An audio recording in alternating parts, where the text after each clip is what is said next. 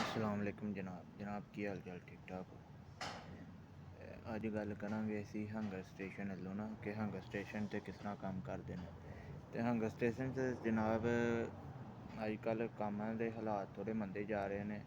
ਜਿਸ ਭਾਈ ਨੇ ਵੀ hunger station 'ਤੇ ਲੱਗਣਾ ਉਹਦਾ ਸਭ ਤੋਂ ਪਹਿਲਾਂ ਇਹ ਚੀਜ਼ ਹੈ ਕਿ ਤੁਸੀਂ ਹੰਗਰ ਸਟੇਸ਼ਨ 'ਤੇ ਆਪਣੇ ਯਾਰਾਂ ਦੋਸਤਾਂ ਨੂੰ ਕਾਲ ਕਰਕੇ ਪੁੱਛੋ ਕਿ ਭਾਅ ਜੀ ਇੱਥੇ ਕੰਮ ਕਿਸ ਤਰ੍ਹਾਂ।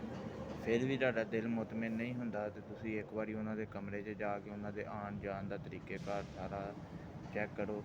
ਕਿਉਂਕਿ ਮੇਰਾ ਇੱਕ ਦੋਸਤ ਹੈ ਉਹ ਨਾ ਹੰਗਰ ਸਟੇਸ਼ਨ 'ਤੇ ਕੰਮ ਕਰਦਾ ਪਿਆ ਅਤੇ ਉਹ ਕਹਿ ਰਿਹਾ ਕਿ ਇਸ ਟਾਈਮ ਹੰਗਰ ਸਟੇਸ਼ਨ ਦੇ ਕੰਮ ਜਿਹੜਾ ਉਹ ਬਹੁਤ ਮੱਠਾ ਹੈ, ਕੰਮ ਯਾਨੀ ਕਿ ਇੰਨਾ ਨਹੀਂ ਹੈਗਾ।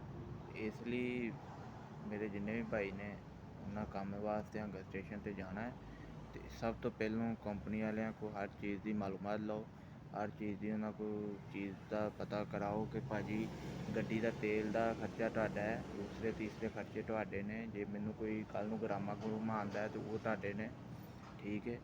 ਅਤੇ ਇਹ ਚੀਜ਼ਾਂ ਜਿਹੜੀਆਂ ਨੇ ਤੁਹਾਨੂੰ ਕਲੀਅਰ ਕਰਨੀਆਂ ਬਹੁਤ ਜ਼ਰੂਰੀ ਨੇ ਹੰਗਰ ਸਟੇਸ਼ਨ 'ਤੇ ਜਾਣ ਵਾਸਤੇ। ਇਹ ਨਾ ਹੋਏ ਕਿ ਤੁਸੀਂ ਪਹਿਲੇ ਵੀ ਕੰਮ ਕਿਤੇ ਕਰ ਰਹੇ ਹੋ ਅਤੇ ਉਹ ਛੱਡ ਕੇ ਤੁਸੀਂ ਬਾਅਦ 'ਚ ਉੱਧਰ ਜਾਓ ਅਤੇ ਉੱਧਰੋਂ ਵੀ ਤੁਹਾਨੂੰ ਕੋਈ ਬੈਨੀਫਿਟ ਇਹਦਾ ਨਾ ਮਿਲੇ। ਇਸ ਕਰਕੇ ਮੈਂ ਤਾਂ ਸਾਰਿਆਂ ਨੂੰ ਇਹੀ ਕਹਾਂਗਾ ਕਿ ਮੈਂ ਅੱਗੇ ਪਤਾ ਕਰਵਾਇਆ, ਮੈਂ ਖੁਦ ਵੀ ਜਾਣਾ ਸੀ ਅਤੇ ਉਹ ਹੰਗਰ ਸਟੇਸ਼ਨ ਵਾਲਾ ਕੰਮ ਜਿਹੜਾ ਨਾ ਉਹ ਫਿਲਹਾਲ ਡਾਊਨ ਜਾ ਰਿਹਾ।